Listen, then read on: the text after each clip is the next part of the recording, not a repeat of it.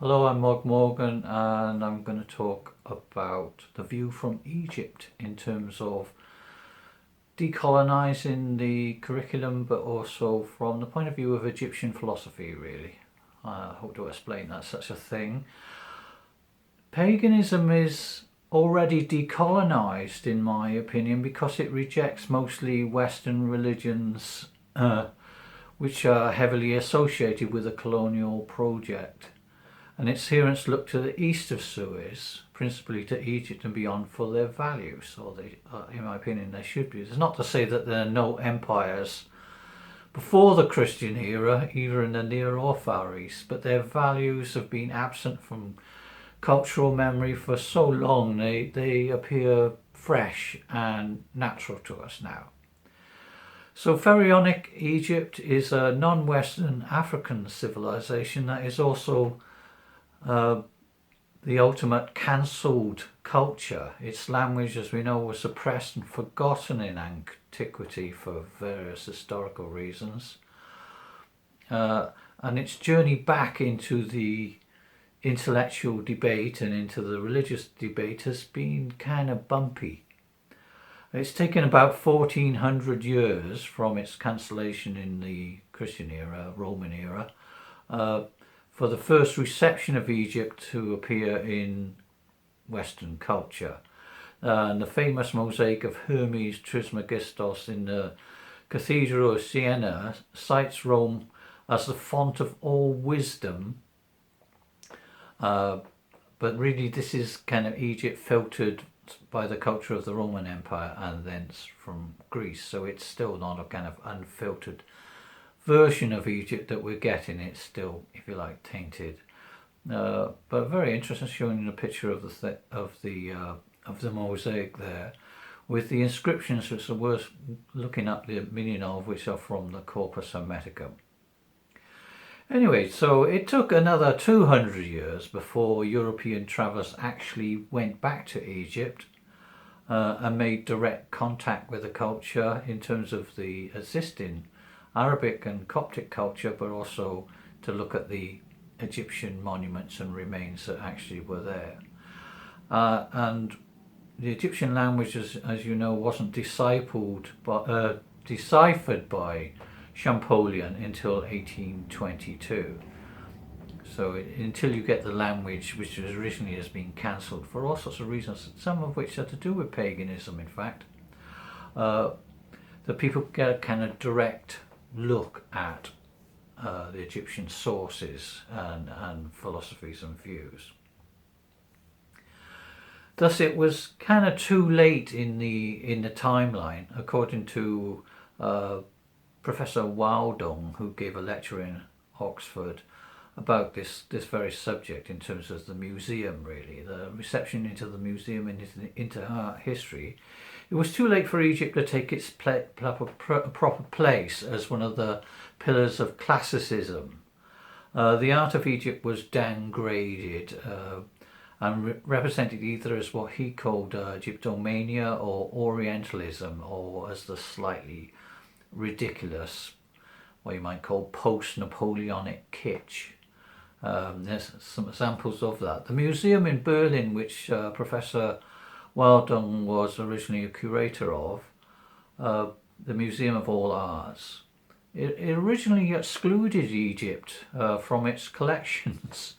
It was only later corrected by the building. Had to build a new extension for the Egyptian material, which is kind of weird. And if you look at the images of the new extension to house its Egyptian collection, in a way it perpetuates the same problem with Egypt. It's a kind of another example, if you like, of this what you would call Egyptianizing kitsch. Another example of the same process of the kind of exclusion of Egypt from the classical artistic tradition, but also from the Renaissance tradition, but also from philosophy, comes in a very interesting monument, the sarcophagus of Seti I, he of Set, which was originally excavated by Belzoni in Egypt, and it was offered to the British Museum for part of their early Egyptian collection, and they actually turned it down. And it was a local Freemason, a designer of Freemason's Hall, in fact, who took it, who was really was an operational mason, who took it into his collection, and you can still see it there in the John Soanes Museum in London. And it's one of the kind of masterpieces of world culture, really. This is not an unusual thing that the British Museum's attitude to other cultures outside of the Roman and the Greek is kind of strange, but that's another story. I mean, there's even damage done, but there it is. It doesn't end up within the canon in a way, even though if you look at it, this object as an amazing art object, but the text upon it is one of the great pieces of philosophy of the ancient world, the Book of Gates. Excluded from the philosophical tradition one way or another. Okay, so today I'm going to look at two possible topics of significance from this kind of new non-Western source. There are lots of other sources that I might look at, or issues, but these are meaty and deep enough for a short presentation. One is the issue of social justice and ethics, and one is the problem of evil, both of which Egyptian philosophy has quite a lot to say, really. And obviously that's why it's been of interest to the neo-pagan movement too. They've been interested in these issues, although the fact that the neo-pagans were interested in these sort of new texts that they were discovering via Egyptology is mostly ignored, right? Nobody's going to take too much notice of that. Or they would now, but obviously overcoming the prejudice that the pagans themselves have.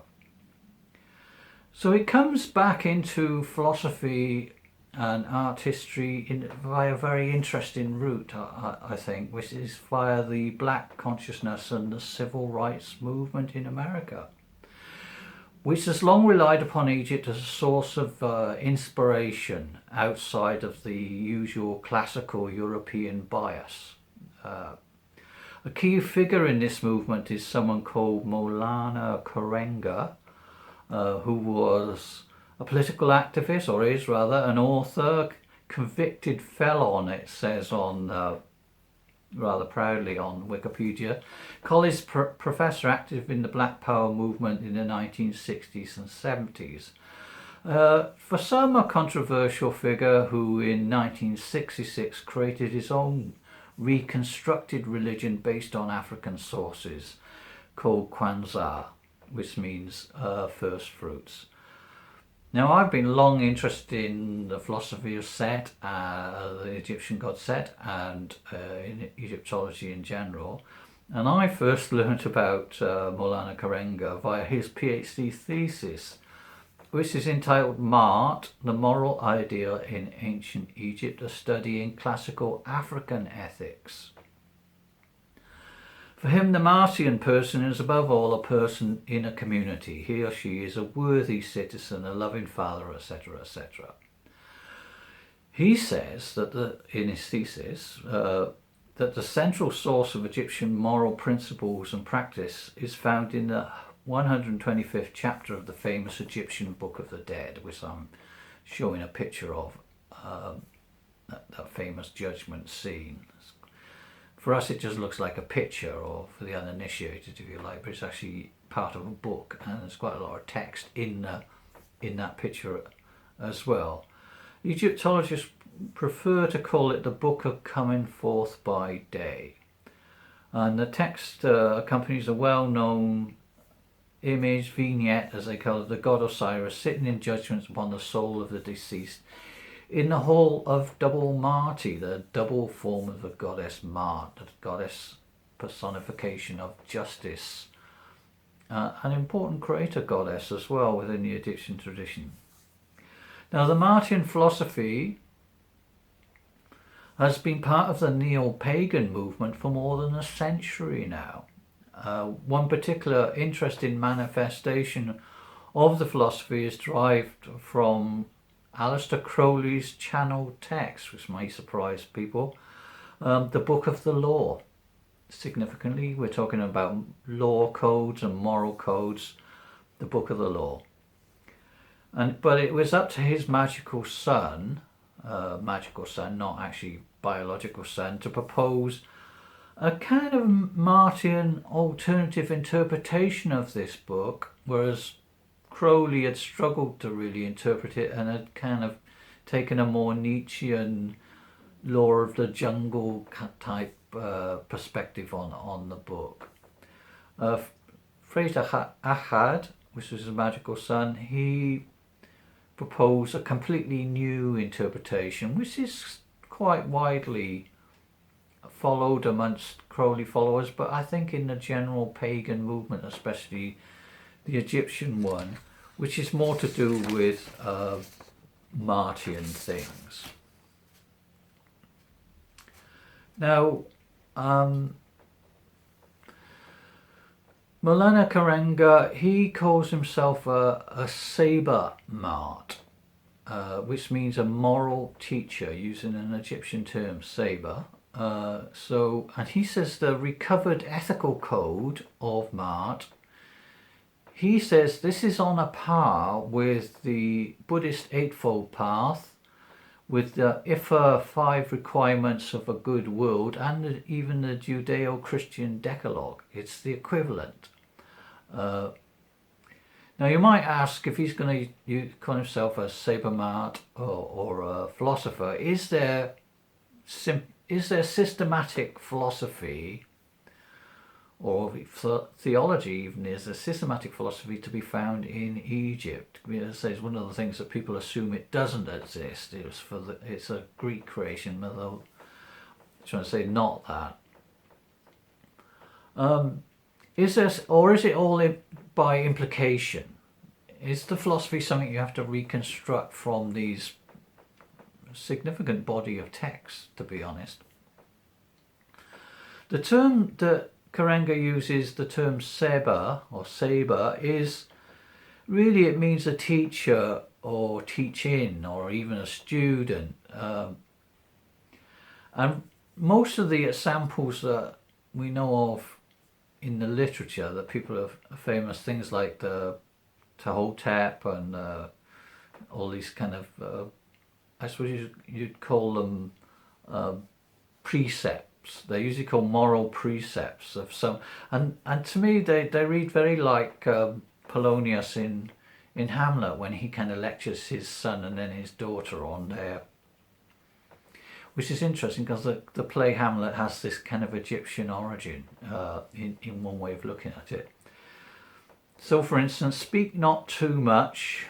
Sharp are the knives against he who transgresses this road. He is without speedy advance, except when he faults. And then, of course, neither a borrower nor a lender be, for loan often loses itself and a friend, and borrowing dulls the edge of husbandry. And above all, to thine own self be true. This is from Hamlet. And it must follow on as night follows day, that thou can then not be false to any man. Now, there's actually the phrase to thine own self, or rather in an Egyptian way, to thine own heart be true, would be a good approximation of the Egyptian moral principles, because there is no law code in Egypt as such. It's very like Crowley, I suppose, in that regard, in that it has one rule, which is just listen to your heart, and everything else kind of follows if you're the right sort of person, which was basically an interpretation of Crowley's Thelema, which is influenced by Egyptian texts and ideas, and it works in the Egyptian one. So they had no need for a formal law code, even though they did have trials and good and bad. People kind of seem to know this. It's more like a karmic thing of you. If your heart is in the right place by certain training and temperament, then you will know what to do. The second person I wanted to talk about was Mapei Kamboli, who is a professor of philosophy at the University of Kinshasa in the Democratic Republic of Congo. And his university thesis was the question of evil in ancient Egypt. And of course, number one suspect is the god Set, who is an ancient Egyptian deity, much maligned, I would say, in popular academic and theological thought. Until fairly recently, the only thing you really had to know about Set was that he was the personification of evil and the prototype of the later Christian devil and of Satan and of all the bad things in the world, although that judgment has been kind of upset in lots of ways, because Set has this much more complicated role than that as a rebellion or as someone who tests the system out. But ultimately, Set also upholds the law of Mart, of cosmic balance between the different forces. And that is shown in the image of Set overcoming the real personification of evil, perhaps, or quite likely, which is another Egyptian supernatural entity, not a god, called Apep or Apophis. And the battle, Set's ability to overcome Apophis and to stare Apophis and chaos in the face, really, is one of the key philosophical ideas within the Egyptian tradition that is so incredibly relevant to us in the modern world. So the suspect, Apophis, is really the personification of evil, which is also interesting that the gender of Apophis is not completely certain. He can be male or female or have no gender, and sometimes called the mother of all curses. Has this strange dialectical relationship with the entity Set. One of the questions, there's a lot of material in the Egyptian tradition and Egyptian mythology that deals with this, but one of the key questions is, was Apophis ever born? Was chaos or evil part of the original condition of the cosmos before space and time?